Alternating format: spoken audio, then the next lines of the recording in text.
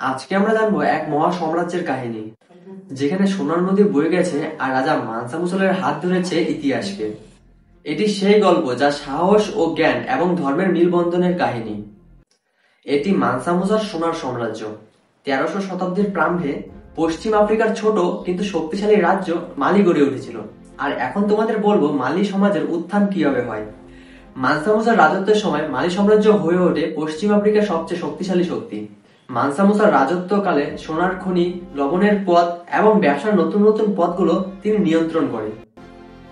আর তোমরা যদি মনে করো রাজা মানসা মুসা কেবলমাত্র ধন দৌলতের জন্য পরিচিত ছিলেন, না, তিনি ছিলেন জ্ঞান, শিক্ষা এবং ধর্মের জন্য পরিচিত। তিনি বিশ্বাস করতেন সোনার রাজ্য শুধুই ভৌতিক নয়, বরং জ্ঞানের কেন্দ্র হতে হবে। মানসা মুসার রাজত্বকালীন সময়ে তিনি টিম্বাকোট শহরটি গড়ে তোলেন। পরবর্তীতে এই শহর হয়ে ওঠে এক জ্ঞানের কেন্দ্র। এইখানে তৈরি হয়েছিল অসংখ্য মসজিদ, বিদ্যালয় এবং গ্রন্থাগার। বিশ্বজুড়ে শিক্ষাবিদরা টিম্বাকটুর দিকে আকৃষ্ট হয় এবং আফ্রিকায় জ্ঞানের বাতাস বইতে থাকে। শিক্ষার এই আলো আজও ইতিহাসের পাতায় ঝলমল করে।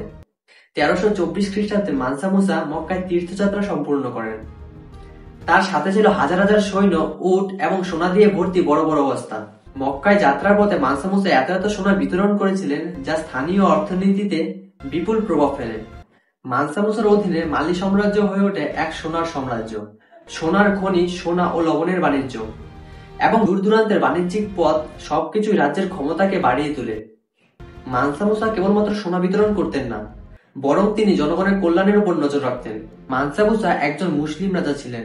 তিনি ইসলামের প্রতি নিষ্ঠাবান ছিলেন, কিন্তু একই সঙ্গে স্থানীয় সংস্কৃতিরও সমর্থক ছিলেন। মালি সাম্রাজ্যে শিক্ষা, ধর্ম এবং শিল্পের বিকাশ ঘটে। সামাজিক স্কুল, গ্রন্থাগার সবকিছুই প্রমাণ করে দেয় যে তিনি শুধু ধনশালী ছিলেন না, বরং তিনি ছিলেন একজন প্রজাতন্ত্রী নেতা। তিনি মালি সাম্রাজ্যের সিংহাসনে বসে 1312 খ্রিস্টাব্দে। মানসা মুসা মালি সাম্রাজ্যে প্রায় 25 বছর রাজত্ব করেছিল এবং তার রাজত্ব শেষ হয় 1337 সালে। মানসা মুসার মৃত্যুর পর তার রাজ্যের উত্তরাধিকারী হন তার ছেলে মানসা মাগান। কিন্তু মানসা মাগান তার পিতার মতো শক্তিশালী বা দূরদর্শী নেতা ছিলেন না, তাই রাজ্য পরিচালনায় দুর্বলতা দেখা দেয়। মানসা মুসা যে বিশাল সাম্রাজ্য গড়ে তুলেছিলেন সেটি নিয়ন্ত্রণে রাখা কঠিন হয়ে পড়ে। রাজ্যের ভিতর ছোট ছোট প্রদেশগুলো স্বাধীন হতে শুরু করে। বাণিজ্যের পথ পরিবর্তন হয়ে যায়। মরুভূমি পার হয়ে যে স্বর্ণ বাণিজ্য চলত তা ধীরে ধীরে উত্তর আফ্রিকার দিক থেকে অন্য পথে সরতে থাকে। এতে মালি সাম্রাজ্যের আয় কমে যায়। মানসা মুসার মৃত্যুর কিছু বছর পরই সংহাই সাম্রাজ্য শক্তিশালী হয়ে ওঠে এবং মালি সাম্রাজ্যের বড় অংশ দখল করে ফেলে। তারপর থেকে মালি সাম্রাজ্য পতনের দিকে এগিয়ে যায়। তো গাইস, মানসা মুসার জীবন কাহিনী নিয়ে আজকের ভিডিওটা এতটুকুই ছিল। ভিডিওটা কেমন হয়েছে নিশ্চয়ই কমেন্ট করে জানাবে। আর এরপরে তোমরা কি ধরনের ভিডিও দেখতে চাও তাও কমেন্টে জানাবে, তাহলে আমি বুঝতে পারবো তোমরা কি ধরনের ভিডিও দেখতে চাও। তো আমার চ্যানেলে নতুন হয়ে থাকলে চ্যানেলটাকে সাবস্ক্রাইব করে দাও আর ভিডিও থেকে একটা লাইক করে দাও। আর ভিডিওতে কোনো ভুল হলে ক্ষমা করে দিও, কারণ আমি প্রথম প্রথম ভিডিও বানাচ্ছি, একটু ভুল হতে পারে। তার জন্য তোমাদের কাছে ক্ষমা চাইছি কোনো কিছু ভুল হয়ে থাকলে।